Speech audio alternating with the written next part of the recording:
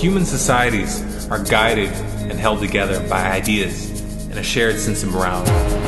When the people lose sight of those foundational principles, corruption and dictatorial power inevitably take root.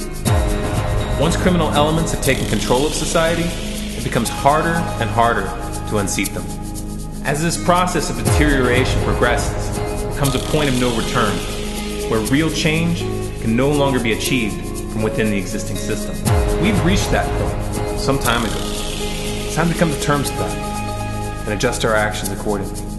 We face a situation right now where the electoral process has become little more than theater, and the political awareness of the population has been reduced to petty bickering over emotionally charged wedges. All the while, those running the show remove our freedoms one by one and draw us ever deeper into undeclared wars of aggression.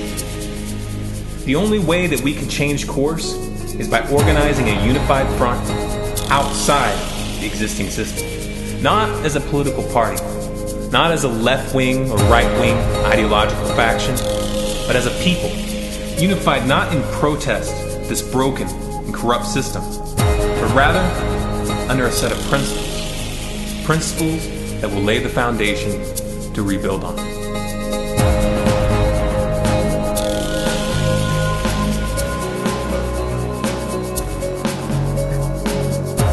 Any right that is a true human right is inherent. Such rights are not granted by government. They're not privileges bestowed by society or created by documents. Therefore, such rights cannot be regulated, limited, or revoked by any such power. Any supposed authority which seeks to strip a natural right from the people is illegitimate and should be dealt with accordingly.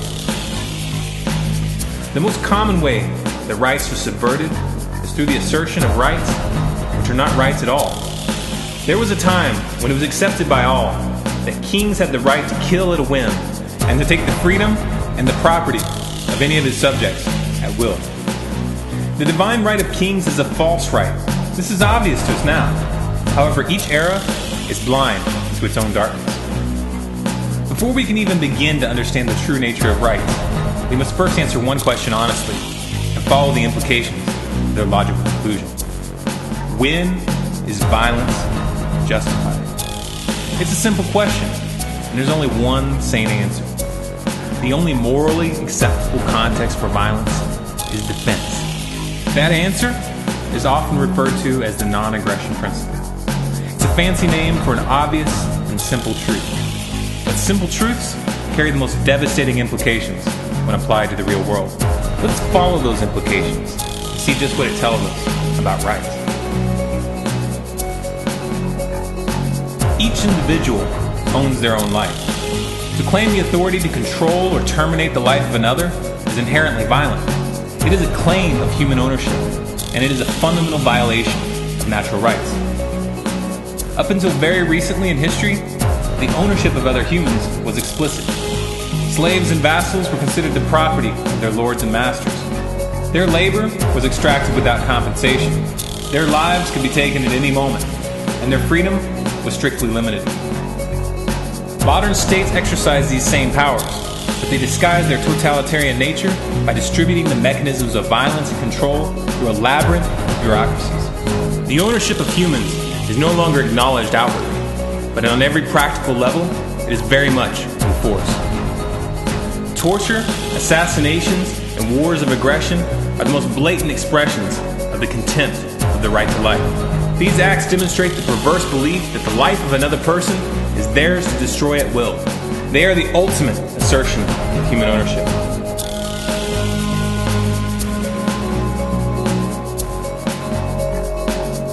Since your life is your own, and you are free to live as you so choose, so long as your actions do not infringe upon the rights of others. The right to liberty encompasses, but is not limited to, the freedom of speech, the freedom of assembly, and the freedom of thought. The key to maintaining these freedoms is the understanding that true freedom means allowing others to make choices that we do not agree with. Since your life is your own, then your time and that which you produce with your time is also your own. To take the property of another by force, or the threat of force, or through fraud is theft. To claim the authority to seize the property of another is to claim ownership of their labor, their time, and their life. Such claims are inherently illegitimate, regardless of whether they are made by an individual dictator or the collective dictatorship of a democracy. The right to property has very little to do with economics, but it has everything to do with how force is used in a society.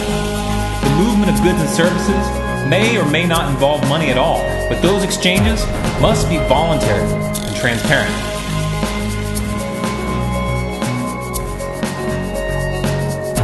Non-consensual searches of one's home, transport, or person, and the surveillance of communications and personal transactions outside the investigation of a specific crime is an act of aggression.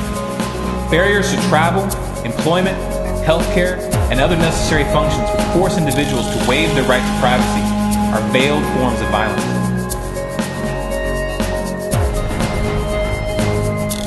In all criminal prosecutions, the accused have the right to a speedy and public trial by an impartial jury of their peers. All juries have the right and the responsibility to deliver their verdict in accordance with their conscience, regardless of whether that verdict contradicts written law or statutes. No legal context shall be invented or construed which bypasses the right to a civilian trial. Military detentions and assassinations of civilians, regardless of the nationality of the accused and regardless of the allegations, are direct violations of this right.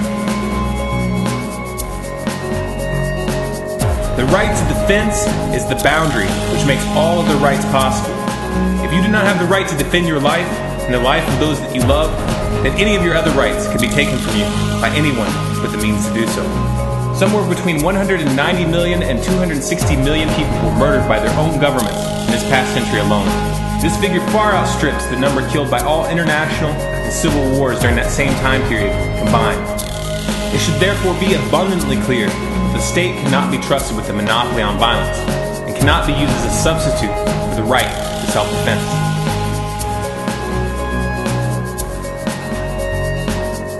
All people have the right to organize their communities as they so choose in a voluntary manner, and they have the right to dissolve any political system placed over them which relies on violence to enforce its directives. In a society which adheres to the non-aggression principle, the creation and dissolution of organizational structures need not be violent. To dissolve a government is not an act of aggression, but the use of force to suppress such a movement is. When a government initiates force against the people may call upon the right to self-defense. When, in the course of history, a political system shows itself to be an enemy of the natural rights of the people have the responsibility to dissolve that system. To stand passively by without so much as raising one's voice as the tide of tyranny rises is a betrayal of our children and our grandchildren. The first and most important step in changing the course of a culture is the spread and establishment of a new core philosophy. Each and every one of us can help make this happen by spreading these ideas. The Natural Rights Foundation is organizing towards this goal. If you would like to participate, please visit us at naturalrightsfoundation.org.